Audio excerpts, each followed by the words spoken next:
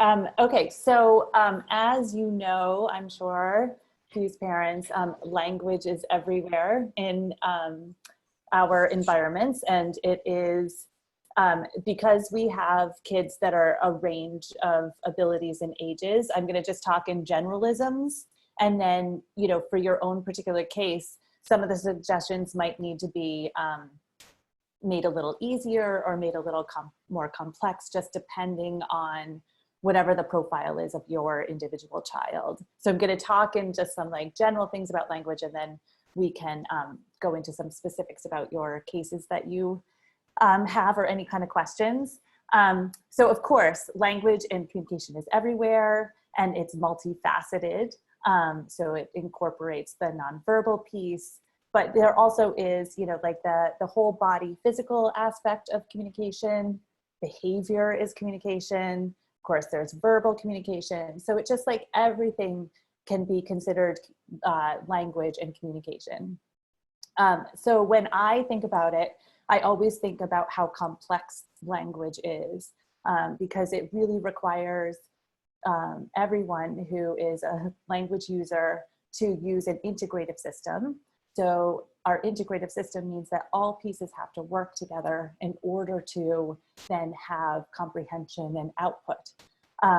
So of course, what we see is that there are impacts on our communication, and that happens across the span. It doesn't matter if you have an impairment or not. There are lots of taxing things that can happen to disrupt your communication. So things like fatigue, or attention, or how you're feeling sensory-wise, or maybe something's going on with your cognition. All of those things or play a part in how we are able to comprehend and use language. So from the processing side of things, I know that processing has already been addressed a little bit. I did go back and watch Lauren's video from the other night about communication. And of course, one of the things that I always try to subscribe to is to see where I can reduce what I'm trying to tell kids, and then also where I can expand. So if you are finding that a child is not really processing what you're trying to say, adding in things like reducing your language to much more simplistic pieces is really an effective strategy, so that then they can slow down and let their brain catch up to whatever it is that they're hearing. Or adding visual information, so in the way of pictures or simple drawings, that really, I find that that is a big helper in the sessions that I hold. And then of course, using your nonverbal communication to help give a different kind of input to your kids, because what happens is when you use a lot of verbal, as I'm sure you know, your kids stop hearing it, right? And so you might be giving lengthy directions with lots of information, but the system gets overwhelmed, and so then they can't process all of that. So using a different modality or a supplemental modality is often really effective in just switching on their brains to be able to gather information in a different way. So when you are providing information to kids, one of the pieces that I always suggest is to be able to balance how much information you give, and then make sure that you leave space and be an observer. So oftentimes in communication, we have a very rapid back and forth that happens. So if you're having a regular, like a typical conversation, I think the amount of time that you wait for your partner to respond is like half a second or something, very, very brief. So our communication need is that we want that response immediately. So what happens though is oftentimes our kids are not processing the information that we're giving them. And before their system has a chance to catch up, we're already re-prompting them or trying to jump in on the information or changing the way that we're asking something. And so therefore their brain is now getting a piece of new information. So it's like really hard for them to keep all of those pieces straight. So I often tell parents that they should say something and then leave some space, be an observer to then figure out, did they get my message? Was the message too advanced for them? So do some self-reflection. Did they act on it immediately? Did they drift off somewhere? What is it that they're showing me in whatever it is that they're, like whatever their response is, and what do I need to do to get that message across? And of course that happens in, you know, just a very brief period of time, but it's really important for you to give space in order to allow your kid to catch up and add their answer or act on whatever it is you're asking them to do. So processing, that's one side. And then of course, we also work on expanding language, and a lot of the kids at Fuse are working on different levels of expansion. So some kids are working on things that are very basic, like being able to say a sentence about a picture or use the correct pronouns.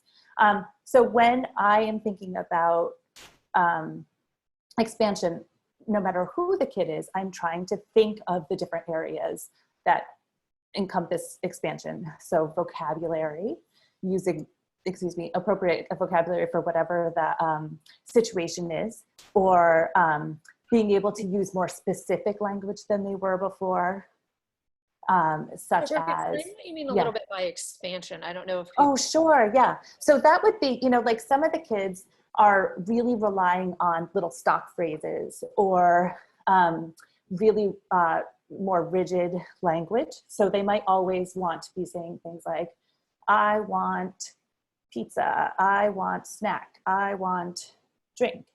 But that's not very specific, or it's not a lengthy sort of conversational way of saying something. So we might want them to expand to something really basic, like I want to drink juice, as an example, instead of I want a drink. So just like adding in more words to become more and more adult-like in their speech, because by the time kids are 5-ish, they really should have a expanded vocabulary and sound very adult-like in the way, in the language that they have and the way that they use language, with, you know, some blips in that. So when they're not, then we want to try to promote that language by giving them new vocabulary, or like using specificity. So instead of just saying juice, I want red juice. I want a big glass of red juice. You know, those kinds of things, just to kind of make it more dynamic and just like more interesting for their communication partner. When I am working with kids, I usually try to think of like what kind of modeling works the best.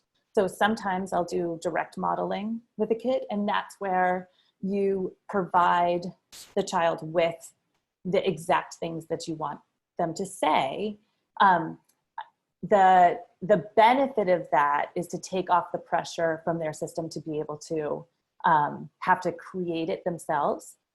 The caution of that is that you don't want to always, you don't want them to rely on that stimulus as the only way for them to be able to say that.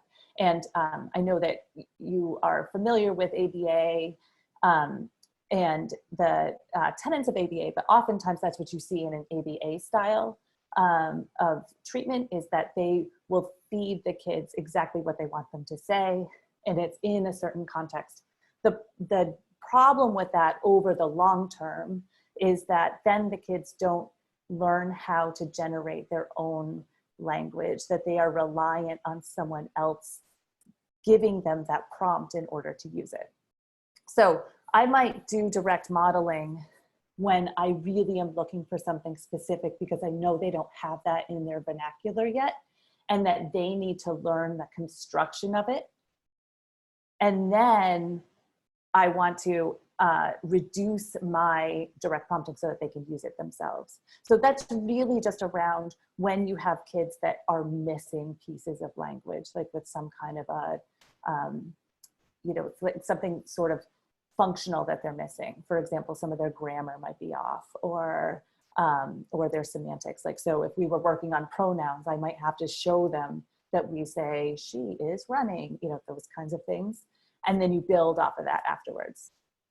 And then of course, you are all familiar with the more indirect kind of prompting, because Lauren talked a lot about that the other night, where you are trying to imply that you're looking for something. So with the example of the pronouns, I might say something like, oh, that looks like a girl. And then, or I'll say, oh, it looks like something's happening in this picture. And so the implication is that I want them to tell me more, or I didn't understand what was happening over in this section. Can you tell me about that? Like those kinds of things then help to draw out more language and show that I, as the listener, want to have more information from them. Of course, one of the things that you will hear a ton around Fuse is that we don't want to have a ton of direct questions. And while direct questions are actually a developmental skill that kids should be able to answer a variety of WH questions, the problem with it, and as a sort of means of communication, is that you can often shut down kids or make them more rigid in the way that they're going to use their language. So just like Lauren was talking about the other night, you want to use a much more declarative means of communicating about what's happening instead of asking very WH-centric questions to get information. Go ahead, Lauren. Something you have shared with us, and I think like just as a parent, I wouldn't inherently have known this, or maybe explain a little bit, like WH questions in the realm of language development is like a higher level skill. So if our kids have language delay, WH questions are higher level skill, or I don't know, whatever you. Well, it's like with any kind of language, so it's a hierarchy of the question type. So the most basic is, what is it? You know, what is this? And just general labeling. And that comes in really early. But as kids develop their language, then you start to get into those high level WH questions of like, why and how do you know? Like those kinds of things. But the biggest issue with the WH questions as a primary means of getting your kids to interact with you is that usually it shuts down communication, and it's often one word answers, or it can put a lot of pressure on kids to feel like they have to have a right answer. And so that's where, while of course it's a valuable thing to make sure that kids understand the difference between a what question and a where question, or a why, like conceptually, it's not beneficial to have them rely on that for interaction. And so, so I usually try to say that you should really try to catch yourself. If you are asking a WH question, why are you asking that question? What is it doing for you in this communication dyad? And are you asking questions about things that you already know the answer to? So if you are, like for example, if your kiddo is holding onto their shoes, you say, what is that? Like, you know that it's his shoes. It would be more beneficial and more communicative to talk about the shoes. Like, oh, I see you're holding your shoes. I wonder why. I wonder why we need shoes now. Or it's interesting that you have those shoes in your hand right now, or something along those lines. To just like expand the, like, I'm thinking about something, you're thinking about something, I'm noticing that you're thinking about something, which is much more dynamic than just the direct WH question piece. Any questions about any of that?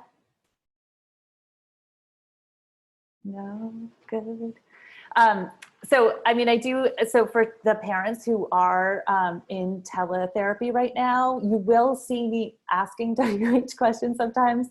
So, I mean, it is something that I will work on with kids, but I just caution you to rely on that as a general way of getting information from your kiddos. One way that's really, like, I really like to do to get kids to talk more is to give them a job. So where they have a role of some sort and they are in the position where they are required to give the information. So for example, I might have a kiddo pretend that they are the teacher. And so if they're the teacher, then they're the ones that have to give the information, and I'm going to be the student and I have to follow their directions. So that's a great way to like just get them to use more dynamic language and take on a role that really changes the way that that just like forces them to be able to use some of the skills that they have that they aren't necessarily showing you consistently. And in terms of a role, like a role in terms of like doctor helper, or a role in terms of you're going to lead the activity? Yeah, so it can be, it could be that one, or it could even be like you take a passive role in the communication construct so that they have to be the ones providing the information, especially if it's a kiddo that's using more limited language or relying on the same language all the time, or is hesitant to speak in certain contexts, like giving them that, you know, kind of leadership role where they're the provider of the information can, you know, help break that barrier and just kind of I think that is a big piece for parents, but give an example of that, because I don't know if every parent gets how you would actually do that if the child's taking a more passive role. Yeah, so for example, if you are like doing something like getting dressed with your kiddo, then you could have them, you could say, you know, like, let's pretend that I'm the kid and you're the mommy, and I have to follow all of your directions, and you're going to have to tell me how to find your shirt and your pants and your underwear. And then they would have to give you the directions of what to do in order to get those items. And again, it's just to kind of like give them an opportunity to use more language than maybe they are in their context. I mean, some kids are using language all the time, so I wouldn't necessarily do that with kids that are talking constantly, but for those kids that need to be drawn out and expanded, I would do something like that. And then, of course, a way to build on kids' language is to just be the observer of whatever it is that's happening around them. So you kind of become the narrator for their little lives that they're living. And so you would talk about, in the getting dressed example for it, then you would be saying, oh, you're putting on your underwear now. It looks like one leg at a time. Let's get those pants. Oh, you picked your blue pants today. You know, like those kinds of things, just to kind of, again, expand language where you can. Any question about that? I have a question. Sure. So yeah, I don't think you worked with my son, but you might have you know seen him Aria in the just school. from, like, Aria, yes. Oh yeah. Oh, I know Aria. Yeah. Yeah. So he has that kind of what you were describing, which is sort of a repetitive use of certain language. Like, you know, I'm just thinking of an example off the top of my head. Tonight, he wanted me to say something to him, like sing it. And instead of saying, mommy, sing, you know, blah, blah, he would say, I want this and this. So I was trying to figure out, how do I make him use, you know, more variation of saying I want something. And I know he knows what sing this means, and, you know, he would be able to say it. It's just naturally that's not what comes in his, you know, it's not in his language, that repertoire, like right away. So I was prompting him, but I don't, what you're suggesting here is not to prompt, and what would I do to make him use different things. Yeah, I mean, I think so. Of course, there is like that is really, really common for kids with our kids' profile at Fuse. So they really do crave that consistency in so many aspects of their lives. So I would suggest that if it's always like I want whatever, then going like showing him in like having someone else add in and showing him a different way to say it with a model and another person is a really effective way to do it if that is possible. So you might take a sibling or your spouse and say, and you model that for them and then make it into a game. So what would that look like if she got her husband, like daddy, what would she make him say to make it work?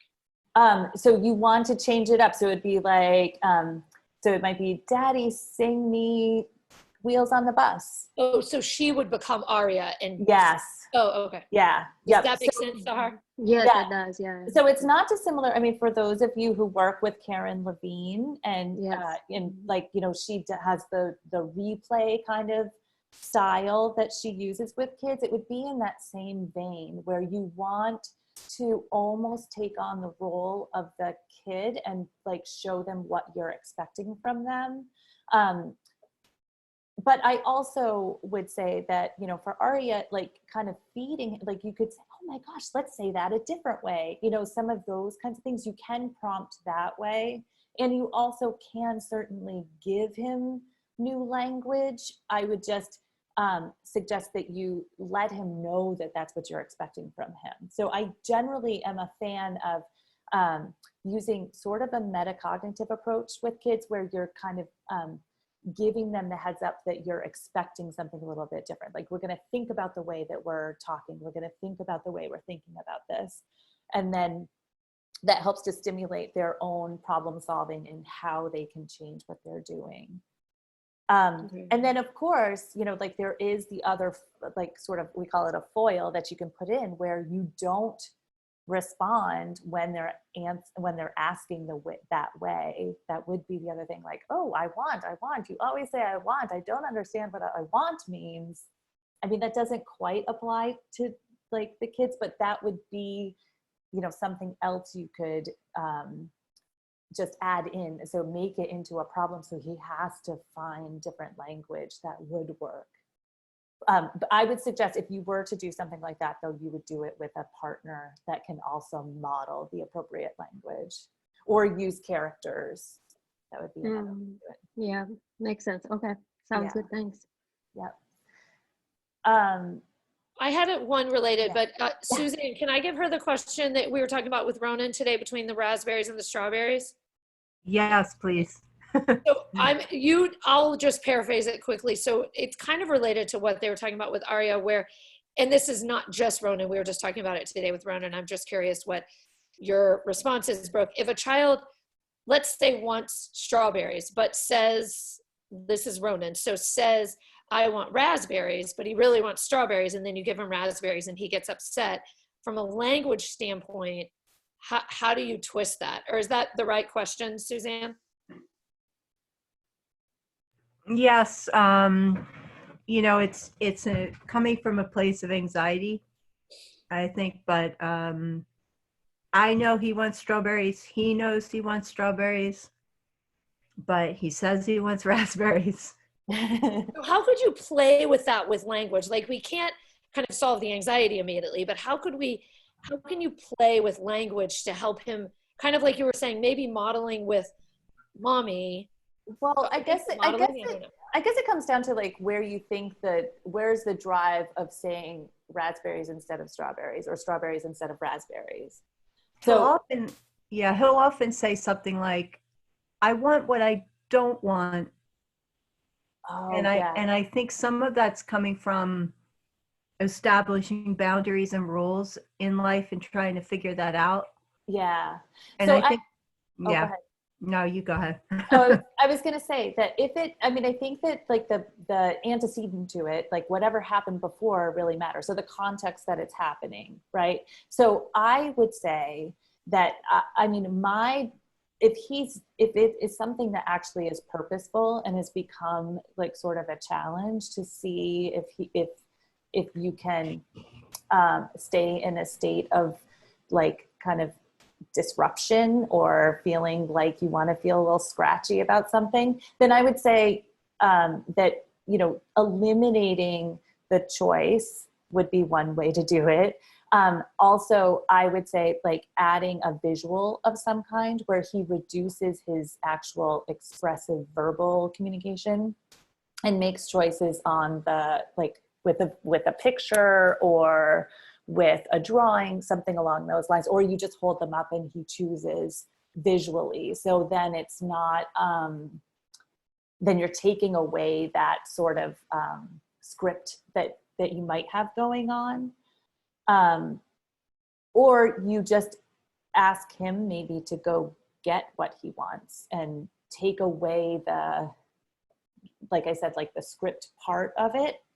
If it was a case where he really was mislabeling and having more of like a formulation issue where what he was thinking is not what he is outputting because he's having a hard time coming up with the right word, then I would provide him with that, like, oh, you really, you know, like let's use this picture to help us know that you really want raspberries or something along those lines. But like if it really is a control and anxiety thing, probably I would suggest much more of like a social story around the perspective of what it does when you're confused by his messages and so I had given how her that the impacts idea you. similar to that, unless it's a formulation issue, which definitely I guess you should rule out, Suzanne, of let him go get it and see what he goes and gets. Yeah, it's definitely not that. Okay. I wouldn't think so for those two items, but you know. And that's, I mean, that's one example of any number of things that he might just say. Yeah.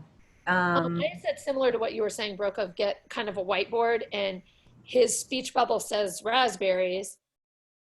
So mom thinks raspberries, and then he's going to be like, no, it's strawberries. And so then the speech bubble and the thought bubble in the other person need to match. So maybe, is that sort of what you're saying? Yeah, definitely like that. And then if it is something that's like really just like something where he wants to miscommunicate in order to then have the rest of the script of whatever like, then you respond, I thought you wanted this, but now you told me this, and I'm, you know, I think adding in the impact of what that does, like your feeling, your confusion, and your, you know, kind of feeling like it's hard for you to talk to him if he is on purpose making mistakes, just adds the layer of what his communication does to you as a person. Yeah, for sure. Yeah. We have started doing that recently where we say, you're not going to get what you want if you tell us what you don't want. And that's confusing. Oh, you know, stuff like that. But I really like the idea of the whiteboard and the thought bubbles and kind of trying to work around that. Yeah, and that definitely is a way, if you can do it also with simple language when you're processing that with him, that often is much better for kids, because especially so for when kids are in a heightened state for whatever reason, like more anxiety or they're tired or they're not feeling well, then of course, just like anybody, that processing system decreases a ton. So I've found that like even when kids are in sort of like high emotional states, if I start drawing a picture and use very little language with them and just show them those thinking bubbles and the talking bubble with either like a picture in it or words if they can read it, that really does help to kind of stop the sort of verbal output that might be happening or the tantrum, and they will really focus in and be ready for a message like via the paper. Yeah, great tip. Thank you. So like that was one of the things that I was going to talk about actually, is making sure that when we are talking with our kids, like that we have opportunities to give them feedback about the way that they're communicating with us. Because, you know, of course, they are very savvy little beings, and they will manipulate us into like going down their road of whatever it is that they're really interested in, or, you know, like they fall into those scripts, or they want to hear something specific, or they will take over the whole conversation and you never ever get to add in your own ideas. I often do promote the idea of letting your kids know how you are feeling when you're becoming saturated by their topic. So if you have a kid that really, really just wants to talk about their science experiment again and again, or talk about the same toy over and over, then I do say, no matter what age the kid is, that you can give them gentle feedback about like, oh, we've talked about that a lot. My brain is tired from thinking about Peppa Pig. I'm not sure if I can talk about Paw Patrol for right now, or I need a break from Paw Patrol because I've listened a lot. Let's pause that and we'll come back to it later. For the older kids, one of the things that I've tried to do would be to have them take a pause and then maybe write down, like literally write down the topic that they were eager to talk about, and then say, we're going to put it over here in our talking jar, or, you know, like in a safe space for later. Or I ask them if they could maybe pretend to put it in their pocket, you know, so that they can hold on to that idea later. But I think it is important for our kids to know that communication is, you know, it's supposed to be reciprocal. We are both supposed to have some sort of engagement in it. And, you know, of course, our kids want to just like take over and talk about whatever it is that they are interested in, and don't have a lot of room oftentimes for what you know, like their communication partner is interested in. And the impact, of course, like there's an impact with you as the adult, but the bigger impact is when they're trying to communicate with peers and they're not being careful observers of all, like the total communication that they're seeing, and they're still like bulldozing over whatever it is that they are, or whoever it is that they are with in their communication. And so you will see that, you know, kids will start on a topic, somebody else says something different, like even if it's related, but then, you know, like the kid will keep going and talk about whatever it was and totally miss that somebody else had a piece of information that they wanted to share too. That makes sense. So I do try to also give like more specific constraints when kids are really stuck on a topic. I might say something like, I will answer that one last time, and then we're going to be done with that. Or, and I should say that if you are going to say, I will answer that one last time and then we're done, then you really have to be prepared to be done and not fall into the trap of them asking one more time. If it is a situation where a kid really, really like that is part of their like system, that they really need to get it out of their system to ask about something again and again, then I would say giving some structured times that they're able to do that. Like, we can talk about this topic after we do this other thing, or we can talk about it now and then we are going to take a break from it just so that we can think about some other things for a little bit. So I like adding some delay in that kind of communication if possible. And then, just because I know this comes up a lot, what about if kids then get really upset that they can't keep going? Like, that's okay for them to get upset and yeah, I mean, yeah, it is. I mean, I think that some of those other techniques of like showing a delay, like that you are interested in it, but you're just not interested in it all at once, or showing them that you have things that you want to think about too, is really beneficial for them in the big picture of things. So one of the things that I do try to do is I will do just a distraction technique. So they might be stuck on a topic and they're going on, and then I might say something like, oh my goodness, I forgot to tell you, I just thought you know, I know it's not related to this, but I just thought of something that I thought you would find really, really, really funny. And just adding in that enticer to kind of switch their brain. Because I mean, you know, you have to know your kid, like it could be about something, like it has to be about something that you think that they would really like. So oftentimes, you know, when I'm in session with the kids at Fuse, I might tell them a crazy story about what my dog did, because she does naughty things sometimes. And so like, they know that if I say, oh my gosh, you really have to like think about this thing about my dog did, then it often will switch them into something new. And just stop that communication about, you know, like that they were going down this track, and then it'll stop it. I just wanted to add in too that, like when, of course, you know, like there's play, you know, that we communicate while we play. And this has come up in some of my sessions that I've had so far. So one of the things that I do try to do when I'm thinking about play and talking during play with kids is trying to think of an overall simple story arc. So if you think about the way play is, there usually, you know, obviously there are characters, there's some kind of event that happens, and then there's a resolution. And that can happen with something really simple like blocks, or it can happen with something more complex like a whole Playmobil set. But I think that obviously you are now expected to be much more hands-on as parents with your kids and playing, just because they're around you all the time now. I'm sure you're having lots of opportunities to play with things that you didn't before.